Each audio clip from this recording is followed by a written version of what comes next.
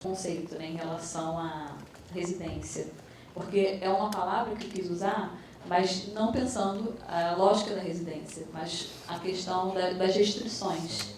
Né? O Elton veio me fazer um comentário aqui, antes da queda, ele veio me fazer aqui um comentário em relação a uma espécie de segregação, né, que a gente faz em relação aos trens e metrôs aqui no Rio, em relação aos vagões femininos, né, que não é essa segregação residencial. Eu talvez esteja usando o termo errado. E eu acho que é ótimo esse destaque dado, né, essa chamada de atenção. Isso deve ser um outro conceito, então, se você quer falar disso. Eu agradeço, então. E a professora Sandra falou principalmente sobre a questão da geografia feminina, né? Foi a questão. Para mim, quando eu falo de geografia, eu estou falando da ciência e geografia. Eu estava mais, né, usando esse termo para expressar uma espacialidade feminina. Então, talvez não use o termo, então. E a espacialidade pode ser um termo melhor. O professor... eu acho que eu só... nem respostas, né? Eu só posso agradecer as dicas, né? Porque eu não tinha pensado nessa questão da generalização, porque, de fato, né, eu, como a minha experiência é apenas aqui, a gente acaba acreditando que a experiência feminina, né, ela é essa. E agradeço, né? É muito bom a gente ter pessoas de outras partes do mundo para dizer isso para a gente. É ótimo. Em relação também à questão das políticas, eu não sei. Eu acredito que pode ser algo que eu possa acrescentar, mas eu acho que eu não vou abrir mão dessa pergunta irrespondível. Eu acho que da minha pesquisa. Obrigada.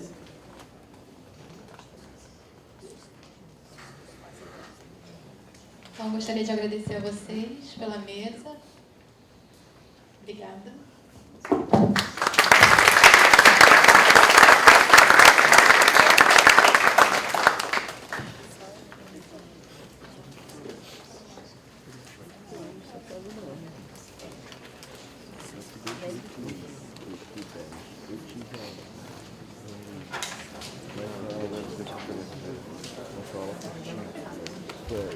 E agora...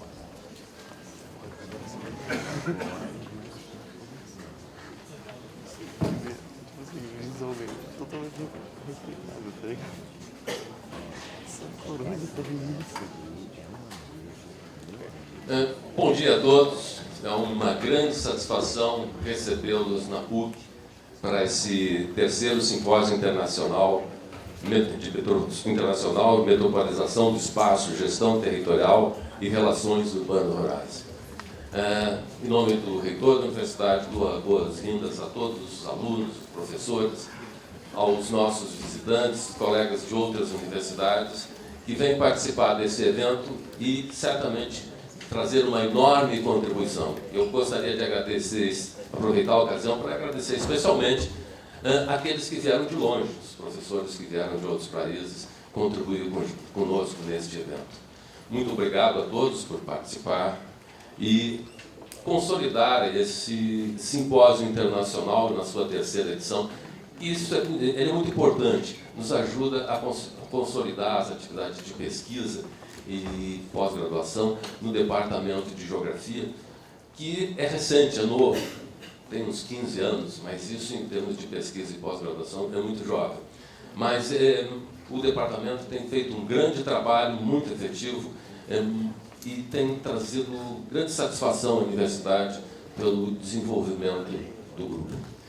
Então eu dou as boas-vindas a todos, desejo que esta semana seja muito profícua, que nós tenhamos excelentes resultados, excelentes debates e tragamos uma grande contribuição a esse tema extremamente importante, que são os problemas da metropolização, os problemas sociais que acarretam a criação dessas grandes cidades. A todos, então, uma boa semana de discussões. Muito obrigado.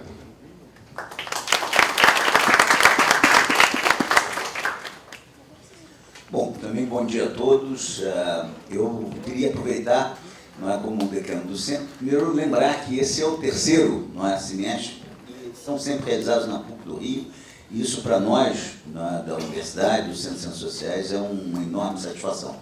Eu acho que tem sido um esforço grande do Departamento de Geografia, da coordenação do simpósio, mas realmente eu acho que isso vai cada vez mais ganhando força, ganhando espaço, e queria fazer uma menção à organização, porque efetivamente eu cheguei um pouquinho mais cedo, e tive o prazer por desfrutar, primeiro, de que nós já estava começando o evento. Então, com isso, eu pude sentar ali e ouvir um pouco, aprender um pouco, observar um pouco essa complexidade que é, de fato, o estudo da geografia, como envolve áreas tão amplas que vão da política à questão do gênero. E a questão do gênero foi um dos pontos aqui muito interessantes na apresentação. Acho que isso mostra a força dessa área, dessa ciência, a força na PUC do Rio, e para caracterizar a importância do departamento, essa tradição já de 15 anos, eu acho que a gente tem que fazer uma referência a uma pessoa, um professor,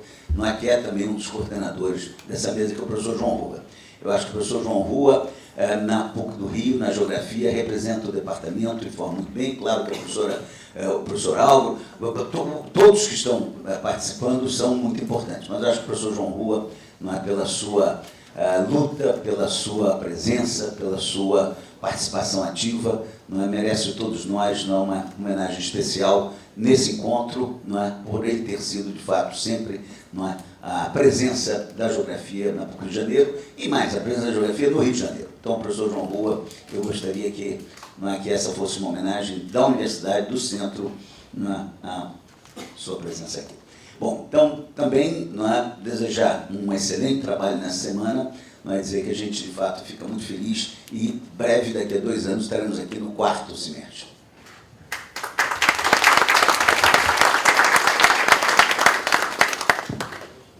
Bom dia a todos.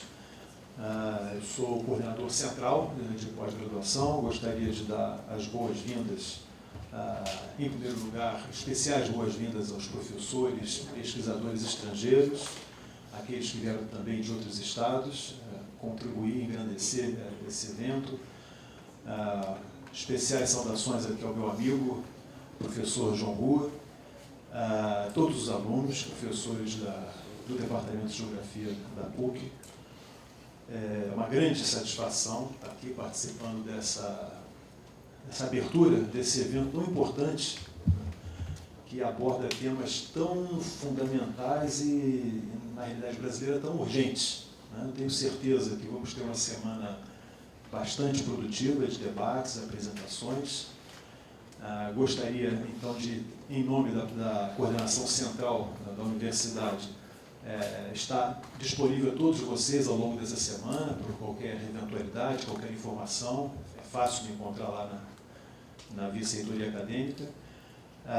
E, por fim, eu gostaria apenas de registrar o grande interesse, o grande carinho mesmo e o grande entusiasmo que a universidade, que a administração central da universidade acompanha no departamento de geografia, e particularmente o programa de pós-graduação da geografia. Eu pude ter a satisfação de acompanhar de perto o nascimento, praticamente, do mestrado, a evolução do programa.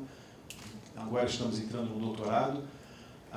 Tenho certeza que em breve teremos um programa ainda mais robusto de geografia, com certeza. E, nesse momento, eu desejo apenas a todos que tenham um excelente evento. Obrigado.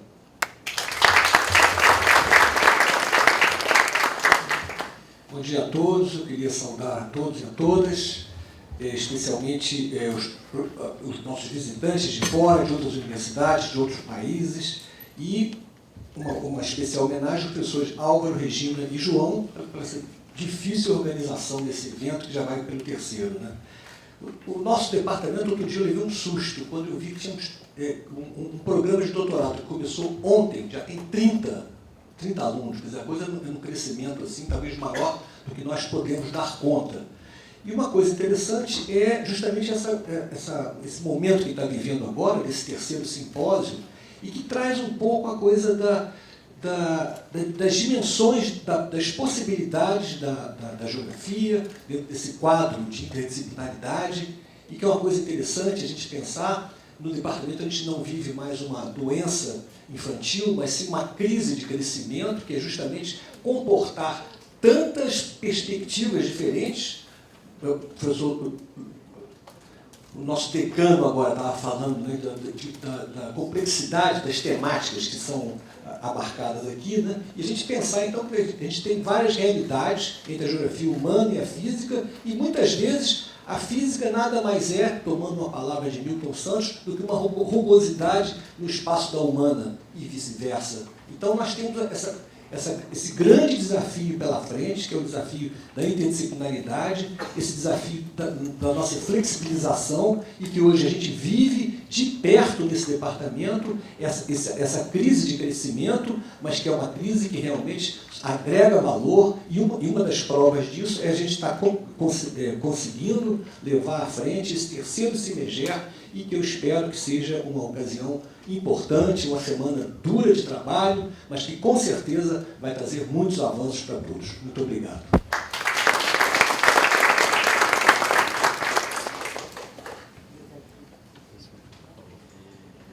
Bem, eu agradeço muitíssimo, né, a presença, né, do nosso querido vice-reitor, coordenador central de pós-graduação, querido decano de Ciências Sociais, Rogério, né, diretor do Departamento de Geografia, e eu agradeço também a presença de todos os convidados e todos aqueles que estão aqui participando do simpósio para debater temas tão importantes, né? E quando eu penso, como é possível reunir durante uma semana aqui no Rio de Janeiro pesquisadores tão importantes, só me vem uma coisa à cabeça, né? O desejo de pensar em outro mundo possível. E nós estamos vivendo realmente um momento de acirramento, né, da financiarização que se expande pela esfera da vida, essa loja instigada pelo neoliberalismo, que mais do que uma ideologia ou uma política econômica é uma racionalidade, né? O perigo disso é que essa racionalidade é capaz de orientar internamente a prática dos governos, das corporações e empresas e também das pessoas comuns, que também não se dão conta disso. Não à toa, autores como Pierre Dardot e Christian Laval acreditam que a racionalidade neoliberal tem uma característica principal, a generalização da concorrência como forma de conduta e da empresa como modelo de subjetivação. E segue afirmando contundentemente, eu diria, que o neoliberalismo é a razão do capitalismo contemporâneo. Assim são construídos discursos, práticas e dispositivos que alteram fortemente o comportamento dos homens, que passa a ser gerido pelo princípio da concorrência. E mais, o neoliberalismo acaba por dar mais tinta ao processo de mercantilização generalizada das relações sociais. Esse sistema de práticas e normas está profundamente inscrito, né, nas práticas governamentais, nas políticas institucionais e nos estilos gerenciais. E assim, talvez, né, nós podemos dizer que nós vivemos a desconstrução do setor produtivo tradicional, o desenvolvimento de novos ramos da economia e a centralização do capital na metrópole. Além disso, observamos a conformação de uma cidade difusa, que se expande desmesuradamente, dando novos conteúdos às antigas áreas rurais. Esse simpósio tem essa característica de abarcar essas discussões. A esfera do consumo ganha proporções antes inimaginadas, provocando uma alteração profunda da cultura que atinge todas as esferas da vida. Os hábitos culturais e os valores urbanos típicos da metrópole se difundem para além dela, chegando a todo espaço, levando a uma forma de mercatificação generalizada. Assim, o processo de metropolização do espaço chega a áreas cada vez mais distantes, difundindo essa cultura urbana, os valores urbanos, as normas e práticas sociais dominantes da metrópole. Se em determinado momento podemos falar, inclusive, em urbanidade no rural, como diria o professor João Rua, talvez agora tenhamos de aprofundar ainda mais esse debate, já que atualmente objetiva-se o desenvolvimento de condições metropolitanas que viabilizem ainda mais a reprodução do capital. Não resta dúvida de que as estratégias de gestão territorial são também atingidas pelo processo de metropolização do espaço. ao discuti-lo, percebemos políticas públicas bastante questionáveis em sua concepção, execução e em seus resultados. É preciso pensar em outras formas de gestão e planejamento. Precisamos, ao menos, continuar a refletir acerca da possibilidade de criação de formas de autogestão. Importa romper com a forma e com a força com que a tecnocracia tem ao empreender seus projetos e propostas, pois o conhecimento técnico desprendido da abertura para ouvir os cidadãos de nada vale. O Estado tem quase sempre prescindido da participação dos interessados. É necessário fazer-se ouvir, mostrar aos políticos e aos tecnocratas aquilo que verdadeiramente interessa à população. O direito à cidade não se refere a uma espécie de direito contratual, que se realiza apenas pelo Estado. Participação não significa reunir algumas dezenas ou centenas de pessoas e apresentar-lhes um projeto de intervenções urbanas ou apresentar-lhes o que será realizado. Isso, definitivamente, não é participação. É praticamente apenas uma forma de publicidade em duplo sentido. A primeira, ao apresentar as propostas do governo, e a segunda, no sentido de fazer crer que o governo implementa a participação popular. A verdadeira participação deve partir da população e deve ser ativa e constante. Não deve esmorecer quando da conquista dos primeiros resultados. Ao contrário, isso deve significar que é possível transformar. Então, esse é o momento de reavaliar os resultados e lutar por novas conquistas. Eu lembro que o eixo temático desse nosso terceiro simpósio é metropolização, espaço cotidiano e ação.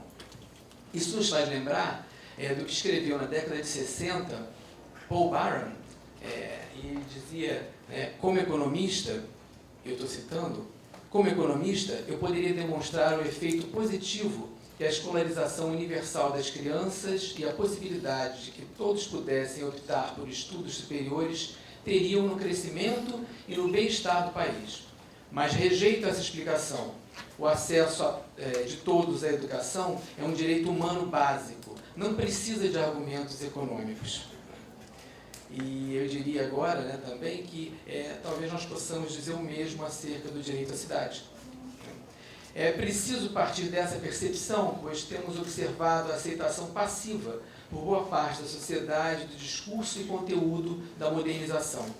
Privatização dos serviços coletivos, transformação dos modos de vida, aceleração da compressão do espaço-tempo, fortalecimento da propriedade privada. Como nos lembram José Maria Montaner e Zaida Mushi, a propriedade do solo do planeta pertence a poucas mãos e tende ao monopólio. Apenas uma pequeníssima porcentagem dos habitantes da Terra é proprietária do solo. Todo o imenso restante são inquilinos precários ou pequenos proprietários que têm seus imóveis financiados. Além disso, há uma injustiça de gênero evidente. Só 1% da propriedade do solo está na mão de mulheres. Assim, o monopólio é duplo. Poucos proprietários do solo e todos eles homens. A noção de uma única forma de desenvolvimento que nos é imposta, e o que é pior, é aceita, faz com que olhemos para o espaço urbano como problema e não como questão. Nos faz percebê-lo como atrasado em relação a este ou aquele modelo, e não como objeto de luta e de utopia, por que não? Isso é ruim, pois se há nesse olhar críticas sérias, há também, como nos mostrava Ana Clara Torres Ribeiro, projetos de uma modernização mimética, e assim de rápida imposição de modelos e práticas que impedem a verdadeira modelização de futuros possíveis. E nesse sentido, é importante termos em conta que os espaços produzidos contribuem para a reprodução de modelos que atendem interesses de grupos específicos e não a sociedade como um todo, o que também não é novidade. Várias questões inquietadoras merecem ser colocadas. Qual o sentido de exaltar a participação quando, de fato, ela é utilizada por parte do poder público apenas para gerar consenso passivo e para deslegitimar o conflito social? Como falar em sustentabilidade quando cada vez mais as obras públicas têm que ganhar um caráter de espetáculo e monumentalidade? Como acreditar em programas políticos que falam da importância da habitação e do direito à cidade Quando vemos os projetos de revitalização de áreas centrais e portuárias acabar inviabilizando a permanência da população de baixa renda e gerando gentrificação? Por que nenhuma medida é criada para deter a especulação? É preciso termos coragem de ter ideias. Acreditamos que vale a pena lutar pelo impossível possível, né? Conforme falava Henri Lefebvre. Nesse sentido, importa resgatar a ideia de que a revolução é um processo. Não se trata de um rompimento total e imediato com o que há instantaneamente. Devemos, então, utilizarmos de todas as possibilidades para transformar o estado de coisas atual. No neoliberalismo, Estado e mercado não estão em contraposição.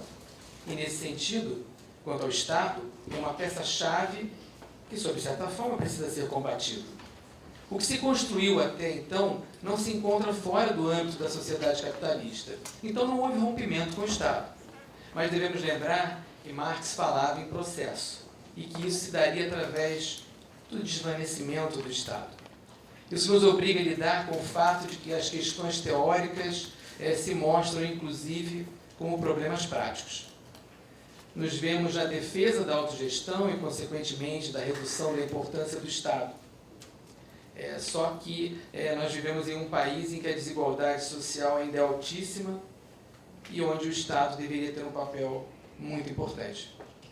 Mas se esse fato pode nos imobilizar, talvez tenhamos que, junto com Henri Lefebvre, repetir para nós mesmos que, e eu estou citando Lefebvre, para atingir o possível é preciso pensar o impossível. E eu gostaria que esse pensamento nos acompanhasse durante a semana. Sejam todos muito bem-vindos e um bom simpósio para todos nós.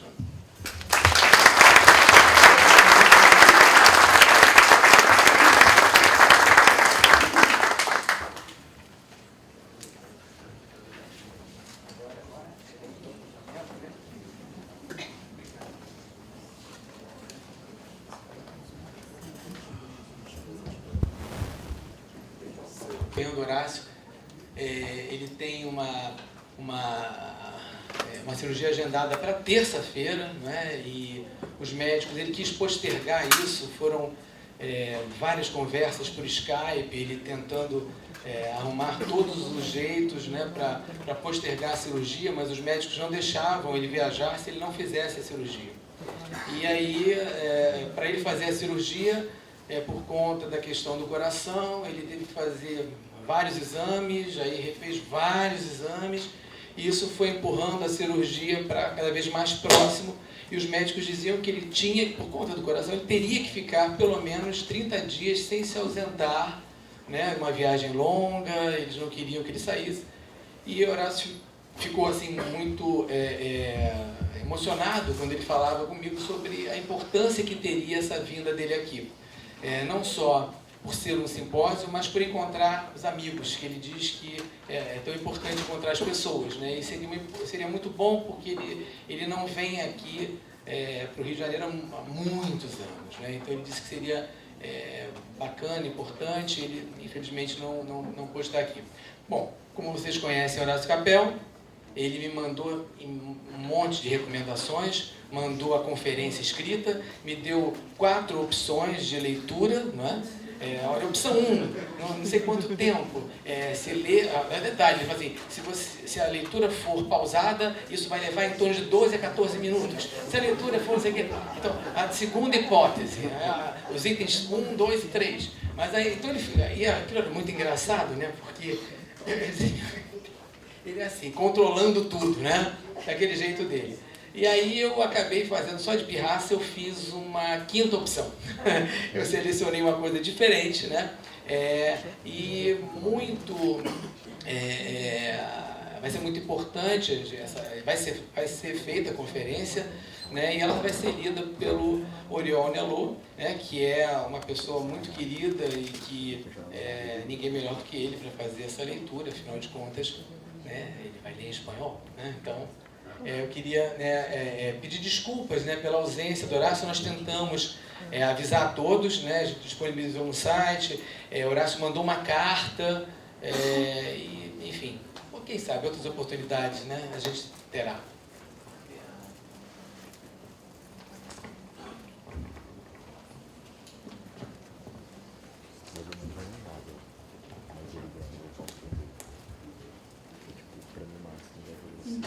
convidamos agora à mesa o professor Ion Nello para fazer a leitura da conferência do professor Dr. Horácio Capel.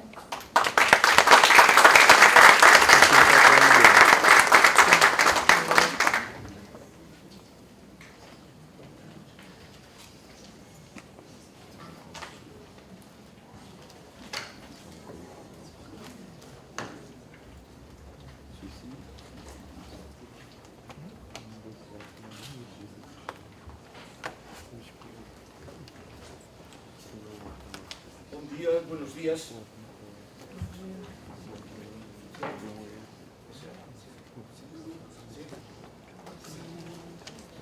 Es un placer. Sí. Decía buen día, buenos días. Es un placer para mí tener la oportunidad de leer para ustedes el texto que ha preparado Horacio Capel para este seminario, lamentando solo, primero, creo que no voy a estar a la altura de sus expectativas como rapsoda, y lamentando sobre todo que él no pueda estar hoy con nosotros, uniéndome a los buenos deseos para su salud que han sido ya expresados, que pienso que son los de todos nosotros. Voy a leer lentamente, de todas formas, si algo no fuera claro, pues yo les pediría simplemente que levanten la mano y yo trataré, y Álvaro, de aclarar. Vamos pues allá. El texto se titula Ciudadanía y Utopía en tiempos de metropolitanización y empieza de la siguiente forma. Los problemas de la ciudad actual son muy graves y diversos. Además de hacer diagnósticos acerca de ellos, se necesita también pensar en la construcción de una sociedad y de una ciudad diferentes, que se han de edificar entre todos. Tener una perspectiva histórica puede ayudar a valorar debidamente los problemas actuales, entre los cuales destacan los de la ciudadanía y el proceso de metropolitanización. Necesitamos al mismo tiempo presentar alternativas para un futuro no capitalista que podemos llamar postcapitalista. Primera parte. Los ideales de la izquierda y el necesario debate con otros. Tenemos muchos problemas y necesitamos oírnos unos a otros. Este encuentro es una oportunidad para ello. El tercer simposio internacional, Metropolitanización del Espacio, Gestión Territorial y Relaciones Urbanos-Rurales, plantea un amplio abanico de cuestiones relevantes para entender la evolución urbana actual y para reflexionar sobre medidas concretas que pueden proponerse para superar los retos existentes. Punto de partida. El mundo se puede cambiar democráticamente con leyes. La revolución puede hacerse, y tal vez debe hacerse, de la ley a la ley y a través de la ley. Lo esencial para ese cambio es la legislación del Estado y la normativa de los niveles inferiores, así como acuerdos internacionales para luchar, por ejemplo, contra los paraísos fiscales. Se debe afirmar la importancia de la norma legal para conseguir el cambio en la sociedad y en las ciudades, para contener el derroche, para eliminar la especulación inmobiliaria, para la financiación de los servicios, lo que implica recursos públicos y fiscalidad. El fin de las ideologías. No es cierto que se haya llegado al fin de las ideologías, que éstas no existen, o que hayan desaparecido las diferencias entre izquierda y derecha. Siguen existiendo y se perciben en las posiciones sobre algunas cuestiones esenciales, tales como, de manera general, la equidad, los derechos y, de manera más precisa, lo que se dice acerca de la educación, la escuela pública, la salud, la propiedad o los impuestos. Podemos afirmar que solo los ideales y las políticas de la izquierda pueden salvar el mundo. En efecto, son los que aseguran el reparto de la riqueza, la igualdad, la justicia, la protección del medio natural y otros valores. Esos ideales pueden imponerse democráticamente convenciendo a los ciudadanos y ganando elecciones. La izquierda necesita hacer ejercicios de pedagogía y convencimiento, para lo que previamente ha de ponerse de acuerdo y presentar programas unitarios y convincentes, defendidos además por gentes de una probidad a toda prueba. Pero los problemas son hoy tan grandes que es posible que se necesite realizar esfuerzos para llegar a acuerdos y para colaborar en la solución de los mismos. Hay necesidad de dialogar intensamente. La izquierda no ha sabido hacerlo, y eso provoca divisiones internas profundas y una fragmentación que hace poco creíble el mensaje. Hemos de saber explicitar y explicar el modelo de sociedad que tenemos. Estoy convencido de que se puede convencer a muchas personas de buena voluntad, preocupadas también por los graves problemas que nos amenazan. Es importante defender el diálogo en el mundo de hoy. En realidad no se dialoga. Generalmente se repiten de forma circular los argumentos, sin atender a los del contrario. La visión de algunos debates que se dan en televisión, especialmente en la española, produce asombro. Los contertulios no respetan la palabra del otro, lo interrumpen continuamente, gritan y, sobre todo, repiten una y otra vez sus argumentos sin referir su respuesta a lo que dice el contrincante. Lo mismo sucede con frecuencia en la prensa y en las redes sociales de Internet. Necesitamos establecer reglas precisas para el diálogo, para argumentar en relación con las posiciones de los contrarios. La renuncia a los dogmas. Tal vez ha llegado el momento de renunciar a los dogmas mantenidos desde hace tiempo, de olvidar algunas de las recetas propuestas en el pasado, ya que el mundo ha cambiado mucho en el último medio siglo.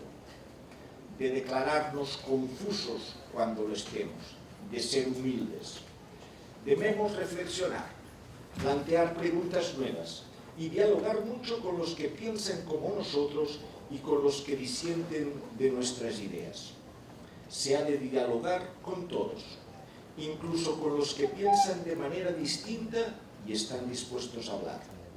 Todo lo que no sea esto será confrontación, enfrentamiento, lucha y graves costes sociales.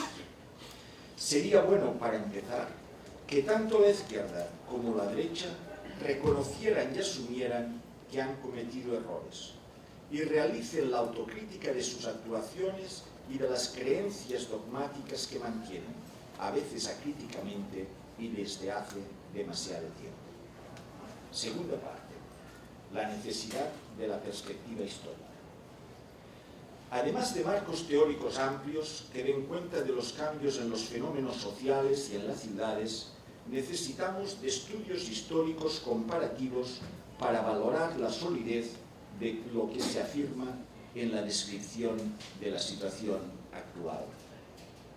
Es evidente que la sociedad debe cambiar, pero no apoyando la lucha por el cambio en una insuficiente apreciación de los avances y las mejoras que ya se han realizado. Las denominaciones de ciudad fracturada, ciudad partida, ciudad segmentada, ciudad dual y otras deben situarse históricamente. Podríamos empezar con unas declaraciones optimistas a partir de esta perspectiva histórica, que dan fuerza para continuar la lucha. Deben ser matizadas las afirmaciones del tipo: nunca la fragmentación, la segregación, la segmentación o la pobreza han sido tan grandes como hoy, ya que podemos preguntarnos si efectivamente son mayores que en el pasado. Es posible que en términos absolutos lo sean, pero no en forma relativa. Simultáneamente podría añadirse que nunca la riqueza o el bienestar han sido tan grandes como hoy, tanto en términos absolutos como relativos, aunque esté creciendo las desigualdades últimamente como resultado de la aplicación de las políticas neoliberales. La segregación no es mayor que en la época preindustrial, la segregación en nuestras ciudades no es mayor que en la época preindustrial, donde habían guetos formales y donde la esclavitud jurídica y la servidumbre feudal, que se mantuvieron hasta el siglo XIX o XX, producían una fuerte segregación. Si hoy existen barreras al ascenso social o a la movilidad territorial de los individuos, son, en general, económicas y no jurídicas. Los estudios históricos sobre el cambio social muestran estos progresos en el bienestar social de las familias. A veces se valoran de forma excesiva las sociedades tradicionales para desvalorar la sociedad y la ciudad contemporánea. No es seguro que las redes comunitarias o las pautas de confianza y reciprocidad interpersonal fueran mayores en las sociedades tradicionales, ni tampoco que cuando existían fueran siempre beneficiosas para los individuos. Las redes comunitarias y los sistemas de ayuda eran necesarios por la precariedad de las situaciones, pero podían suponer tales servidumbres que las convertían en fardos pesados para los individuos. En esa valoración de los antiguos lazos comunitarios se olvidan a menudo lo opresivas que podían ser estas comunidades, tanto a la escala de la aldea como a la de barrio, o se olvida la opresión de la mujer y la discriminación de todos aquellos que no cumplían con las normas sociales dominantes. Como en otros casos, también aquí creo que se mitifica el pasado. Recordemos que se trataba de sociedades donde la lucha por la existencia era muy dura, la mortalidad infantil elevadísima, la esperanza de vida reducida, y los niños y los viejos constituían con frecuencia una verdadera rémora. Lo reflejan de manera viva en numerosos cuentos e historias populares. Todos ustedes recuerdan Hansel y Gretel y tantos más. Me parece evidente que desde todos estos puntos de vista la situación es hoy mejor a pesar de que el número de personas sea más elevado. No es seguro que las oportunidades de cooperación y solidaridad interpersonal sean hoy menores que en el pasado. Y pueden darse muchos ejemplos que muestran que son mayores, con posibilidades que antes eran inimaginables. Hoy existen más oportunidades de educación y de acceso a la cultura que nunca. No es seguro que los colectivos más vulnerables, como niños, viejos, enfermos, discapacitados, estén hoy más afectados por la debilitación de las redes comunitarias. Para empezar, hay muchas más personas que atender que en cualquier momento del pasado.